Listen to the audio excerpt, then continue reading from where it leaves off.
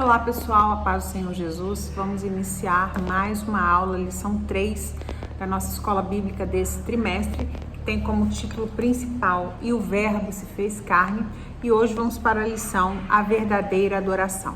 Textuário da nossa lição: Deus é espírito e importa que os que o adorem em espírito e em verdade. João capítulo 4, versículo 24. Verdade prática vai nos dizer: adorar significa viver em total rendição a Deus, entregando-nos plenamente a Ele. O texto bíblico em classe está no Evangelho de João, capítulo 4, versículos 5 a 7, versículo 9, 10, depois o trecho do 19 ao 24, e vai nos dizer o seguinte: Foi, pois, a uma cidade de Samaria, chamada Sicar, junto da herdade que Jacó tinha dado a seu filho José. Estava ali a fonte de Jacó. Jesus, pois cansado do caminho, assentou-se assim junto da fonte. Era isso, quase a hora sexta. Veio uma mulher de Samaria tirar água e disse-lhe Jesus: Dá-me de beber. Disse-lhe, pois, a mulher samaritana: Como, sendo tu judeu, me pedes de beber a mim, que sou mulher samaritana? Porque os judeus não se comunicavam com os samaritanos. Jesus respondeu e disse-lhe: Se tu conheceras o dom de Deus e que o que te pede, te diz, dá-me de beber, tu lhe pedirias e ele te daria água viva. Disse-lhe a mulher: Senhor, vejo que és profeta. Nossos pais adoraram neste monte e vós dizeis que é em Jerusalém o lugar onde se deve adorar. Disse-lhe Jesus: Mulher, crê-me, a hora vem em que nem neste monte, nem em Jerusalém adorarei ao Pai. Vós adorais o que não sabeis, nós adoramos o que conhecemos, porque a salvação vem dos judeus. Mas a hora vem, e agora é, em que os verdadeiros adoradores adorarão ao Pai em espírito e em verdade, porque o Pai procura tais que assim o adorem. Deus é espírito e importa que os que o adorem em espírito e em verdade. Vamos à introdução, tópico 1 do nosso texto. Introdução. O ser humano sente uma necessidade intrínseca de Deus. Com a leitura da passagem de João 4, essa carência espiritual torna-se evidente.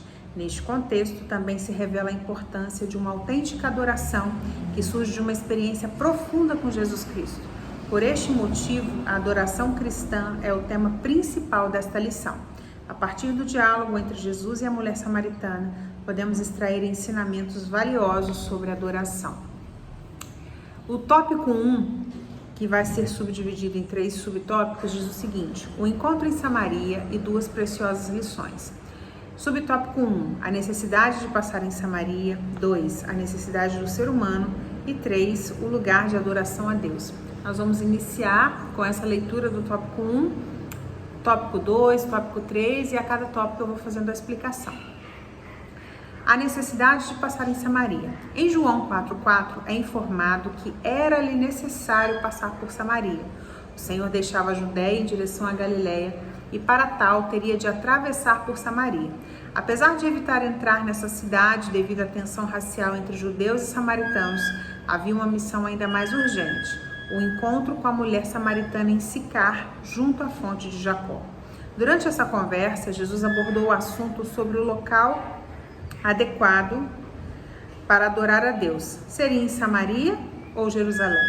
Neste diálogo, nosso Senhor ensinou 2 importantes lições. Para mim, na verdade, ficaram 3 lições e eu vou começar a compartilhar isso com vocês.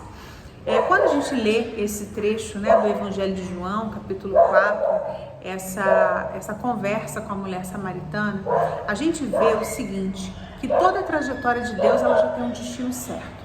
Jesus saiu da Judéia e o destino dele era a Galiléia. Mas, em muitas vezes que o Senhor ele já coloca um destino, ele tem algumas paradas. E as paradas de Jesus têm alguns objetivos. A parada de Jesus, nesse caso, era Samaria. E qual era o objetivo de Jesus? O objetivo de Jesus era encontrar aquela mulher samaritana. Por que isso? Porque havia naquela mulher e em algumas outras pessoas da cidade um desejo de adorar ao Senhor, um desejo de conhecer acerca da verdadeira adoração. E aí a primeira lição que ficou para mim é o seguinte: que Jesus vai aonde ninguém quer ir. porque Samaria era um lugar discriminado por conta da sua mistura espiritual, era um lugar ao qual os judeus não pisavam, porque eles não queriam se contaminar, mas Jesus vai àquele local atrás de uma alma, porque ele havia reconhecido a necessidade que aquela mulher tinha de prestar um culto verdadeiro. Então Jesus vai onde ninguém vai e Jesus fala com quem ninguém quer falar, porque aquela mulher vai no poço na hora sexta, que tipifica para nós por volta de meio-dia, sol na cabeça, muito cansaço.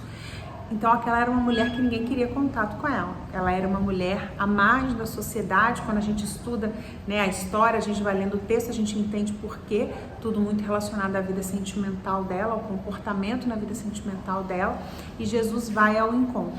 Então a gente precisa ter isso em mente, de que servir a Deus muitas vezes é falar com quem ninguém quer falar e é ir aonde ninguém quer ir. Eu fiz uma anotação aqui que Jesus vai a esse lugar porque ele entende a necessidade da adoração. E como que Jesus leva essas pessoas a uma adoração, a reconhecer que ele era o Messias, ele era o Salvador que vinha tirar o pecado do mundo? Através do ensino.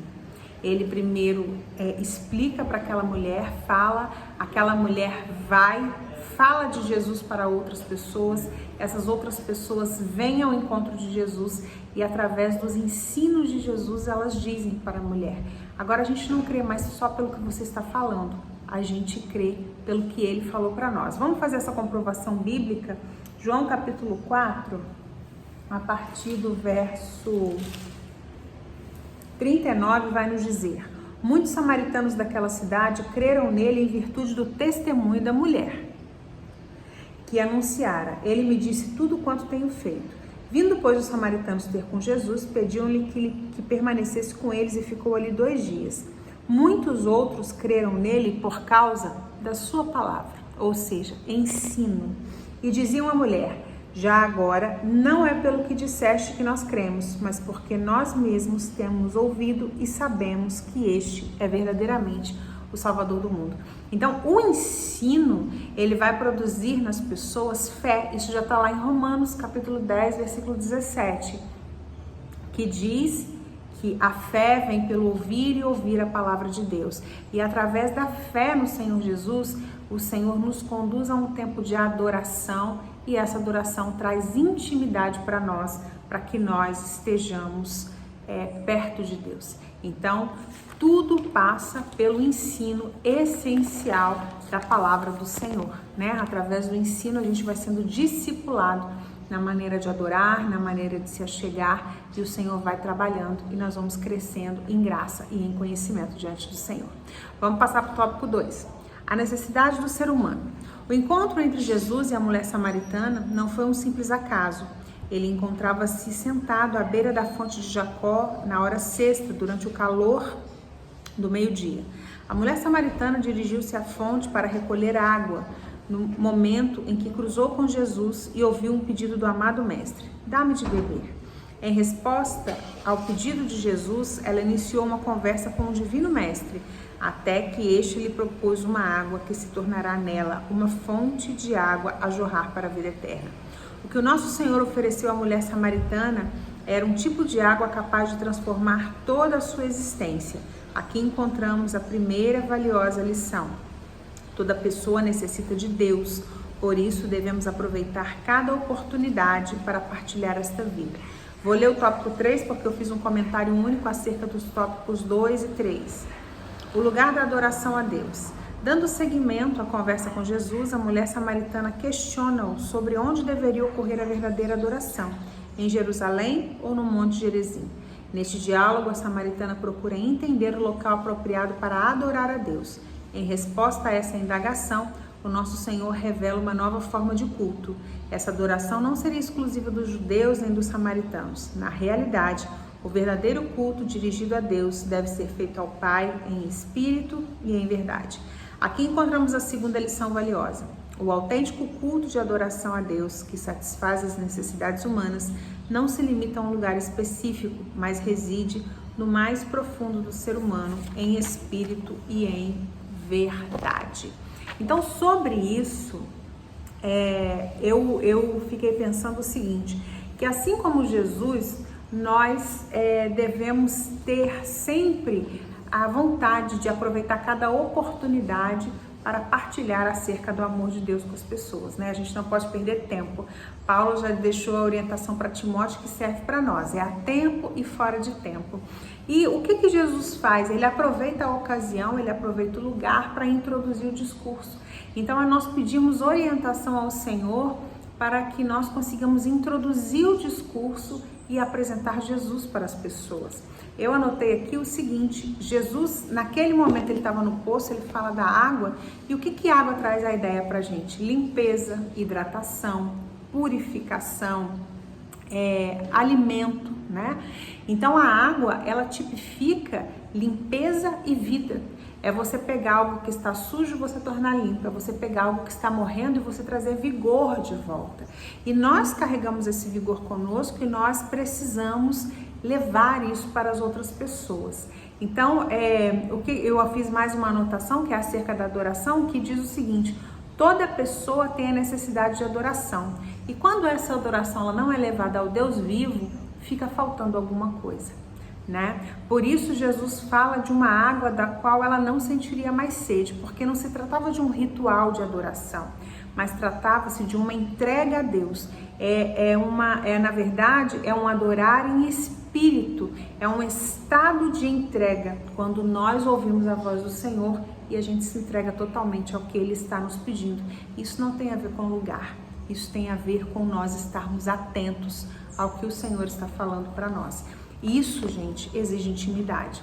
Intimidade com Deus vai ser conquistada como? No estudo da palavra, na oração, no jejum, no você ir à igreja com a intenção de buscar a Deus, de ouvir de Deus e de adorar a Deus principalmente. Então, é um conjunto, né? Eu sempre falo isso e continuo frisando. Não é necessário você orar 3 horas por dia, ler a Bíblia inteira, não é sobre isso. É sobre você ter um tempo de qualidade com Deus. Se aquele tempo é com Deus, dedique o tempo a Ele. Ah, mas eu só tenho 5 minutos. Dedique os 5 minutos com todo o seu afinco. 5 minutos a gente vai ler o quê? 1 versículo, 2 versículos e vai tirar ali mais um tempinho de oração, 3 minutos e meio, 4 minutos. Mas é o que você tem. Faça com toda a sua alma. Porque se você precisar de mais tempo, o Senhor vai te conceder esse tempo para você se aprofundar mais. Mas entrega o que você tem, porque tudo que a gente tem, mesmo que seja pouco aos nossos olhos, e a gente entrega para o Senhor, nós estamos fazendo reserva com Ele. E no tempo oportuno, o Senhor nos mostra como usar aquela reserva que a gente depositou aos pés dele. Ok? Vamos passar para o tópico 2, o ensino de Jesus a respeito da verdadeira adoração. Tópico 1 vai nos dizer o seguinte: a adoração. Ao afirmar que ofereceria água viva aos que têm sede, Jesus referia-se a uma vivência espiritual que se daria no interior de cada indivíduo. A água que eu lhe der se tornará nele uma fonte de água a jorrar para a vida eterna. Assim, à luz de suas palavras, neste capítulo, a verdadeira adoração a Deus não está mais ligada a um local específico, como Jerusalém e Samaria. A presença de Deus já não se restringe a uma determinada geografia, mas está presente em todos os lugares onde existam adoradores sinceros. Mais do que uma adoração formal e ritualística, a autêntica adoração possui essencialmente um caráter espiritual. Deus é espírito e é necessário que os que o adorem em espírito e em verdade. Então, falando mais uma vez, né, do deslocamento de Jesus para um lugar hostil, já revela que a adoração não se prende a rituais nem a nacionalidade, né? Ela está ligada à necessidade que Deus vê de uma pessoa em adorá-lo. Quando a gente olha, por exemplo, para o movimento missionário, especialmente para aqueles missionários que estão indo para países de grande perseguição religiosa, quando a gente assiste os testemunhos, a gente vê que as falas são muito parecidas. Quando esses missionários chegam no campo de trabalho, eles sempre vão escutar alguém falando: estamos orando há muitos anos para vocês virem. Estávamos orando há muitos anos para que retornasse um outro grupo para continuar nos ajudando. Estávamos orando há muitos anos para que as barreiras caíssem e vocês chegassem. Então o Senhor, Ele vai sempre deslocar alguém para ir ao encontro de quem tem a necessidade da adoração, para que aquela pessoa seja ensinada, para que aquela pessoa seja alicerçada, para que aquela pessoa seja fortificada e ela comece a desenvolver e a crescer em graça e em conhecimento do Senhor. Né? O Senhor vai de repente nos tirar de um lugar onde nós estamos debaixo dos holofotes para nos conduzir a cuidar de uma alma apenas, porque qualquer pessoa tem valor para o Senhor. Isso fica muito evidente lá em Atos capítulo 8. Vou ler o trecho aqui.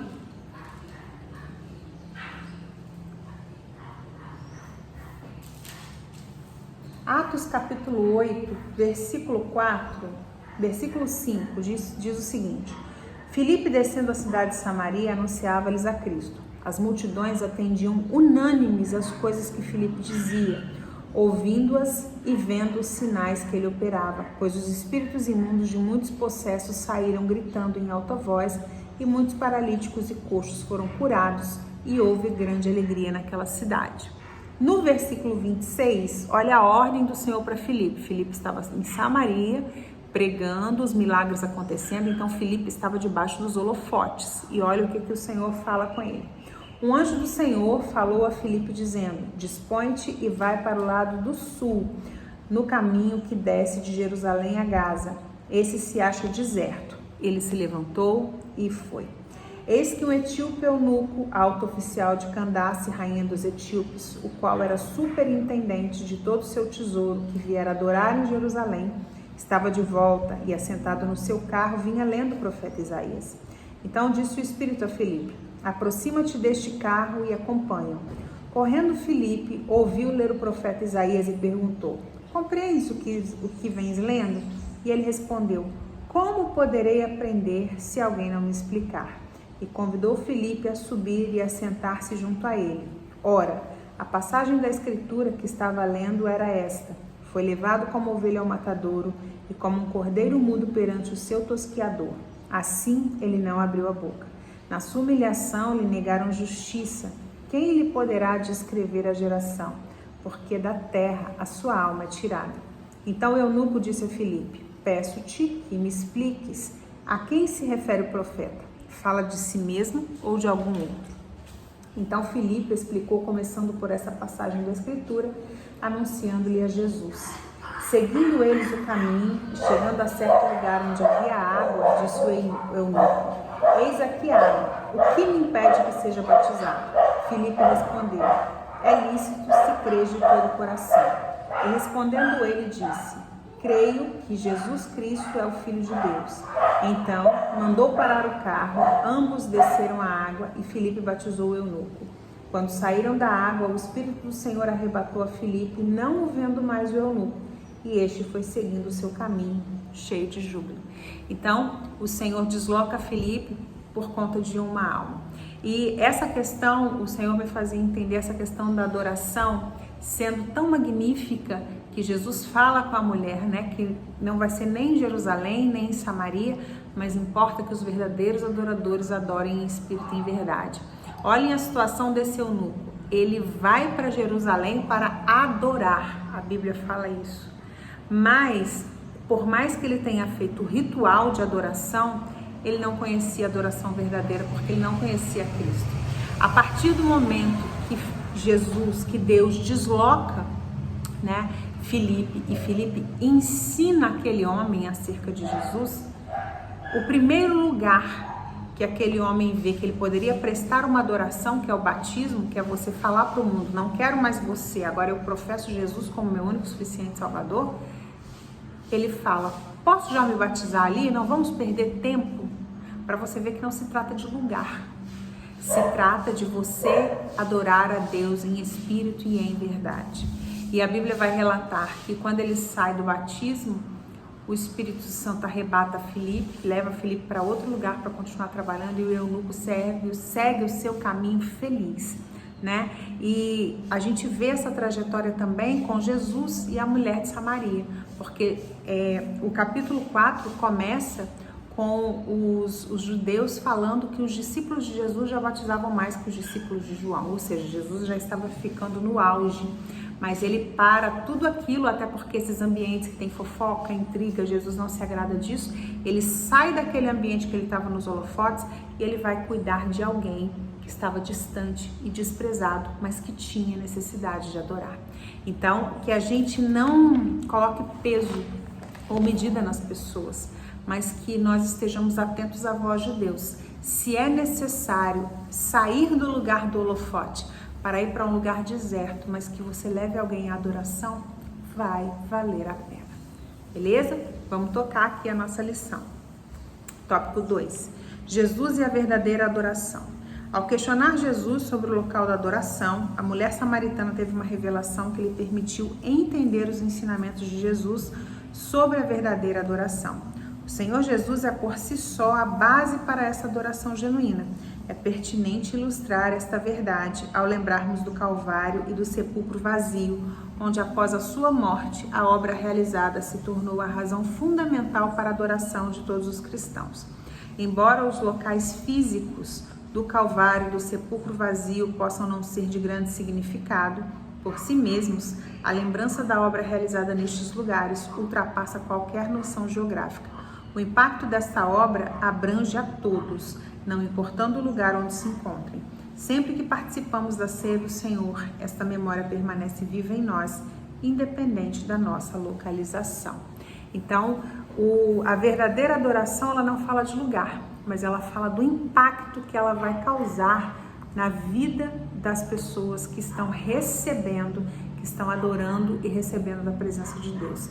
A gente vê isso muito claro lá em Atos 2, na descida do Espírito Santo, né? Se a gente pensa no cenáculo, mas o que aconteceu no cenáculo foi o que marcou o lugar. Quando a gente pensa no avivamento da Rua Azusa, que a gente assiste, por exemplo, o documentário, era um lugar super simples, mas o que ocorreu ali impactou a história a ponto de hoje nós sermos frutos desse avivamento. E já para aquela época, o avivamento da Rua Azusa, o Senhor me fazia lembrar disso, que Ele trouxe voz às mulheres, numa época que as mulheres não tinham nem permissão para votar. Ele trouxe voz aos negros, porque havia uma segregação racial muito grande nos Estados Unidos, isso perdurou por muitos anos, mas naquele local o Senhor deu voz aos negros e o Senhor deu voz a pessoas que eram consideradas inferiores naquela época. Então não é o local, mas é o que Deus faz naquele local que torna aquele local relevante.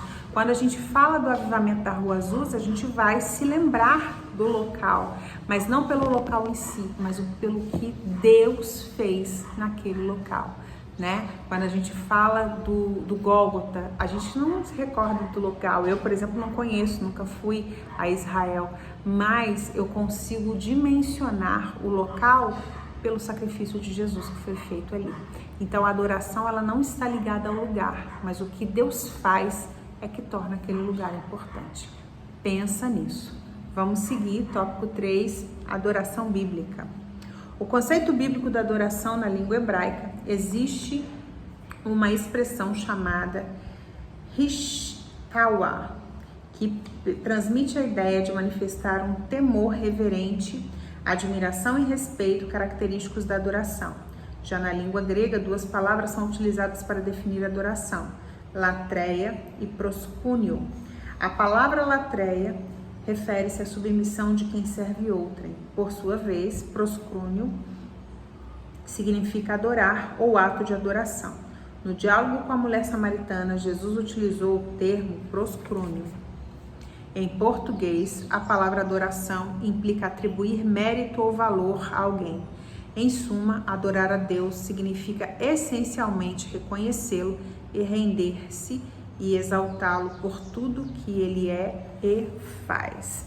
Então, eu anotei para mim e vou compartilhar com vocês que o resumo da adoração é essencialmente adorar a Deus pelo que ele é, por quem ele é. E quem ele é? Ele é o Criador de todas as coisas. Ele é o Senhor dos senhores, Ele é o Rei dos reis. E quando eu começo a adorar a Deus por quem Ele é, eu vou entendendo que tudo que Ele faz é bom. Então, versículos que muitas vezes os pregadores usam como frase de efeito, tudo posso naquele que me fortalece, todas as coisas cooperam para o bem daqueles que amam a Deus, passam a ser verdades na minha vida. Porque eu sei que mesmo uma circunstância que vai ferir a minha carne, que vai trazer de repente até um certo desespero para a minha alma, é algo de bom que o Senhor está trazendo sobre a minha vida, porque todas as coisas vão cooperando para o meu bem. Mas está implicado nisso, nós adorarmos a Deus por quem Ele é e reconhecermos a Deus por quem Ele é. Ele é o Criador de todas as coisas, Ele é o Rei dos Reis, Ele é o Senhor do Universo. E Ele sendo o Senhor da minha vida, eu vou crer que Ele está conduzindo para que no final o nome dele seja glorificado, porque tudo que Deus fizer será bom.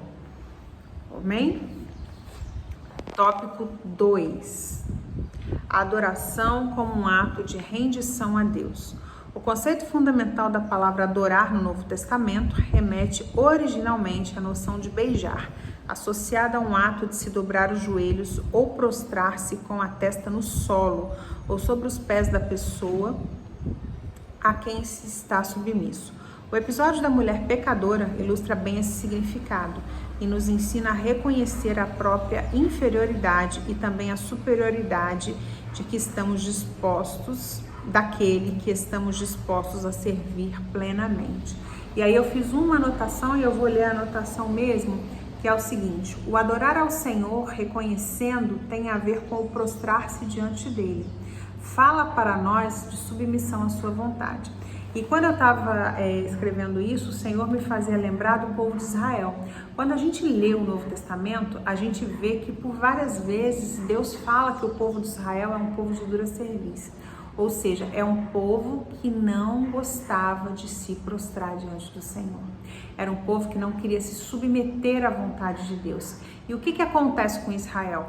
Israel é invadido, é preso, é levado cativo. Israel tem suas cidades destruídas, tem o templo destruído, né? Porque ele não quis se submeter. E quando a gente vê a história de Israel, até hoje Israel é um país perseguido, né? Existem nações que não aceitam o Estado de Israel, simplesmente dizem que aquilo ali não existe. Então, nós precisamos nos submeter à vontade do Senhor, porque além da submissão nos levar para perto de Deus, ela evita que danos cheguem às nossas vidas. Tópico 3 e 4, para a gente finalizar, a lição hoje está bem rapidinha. Adoração como ato de serviço a Deus.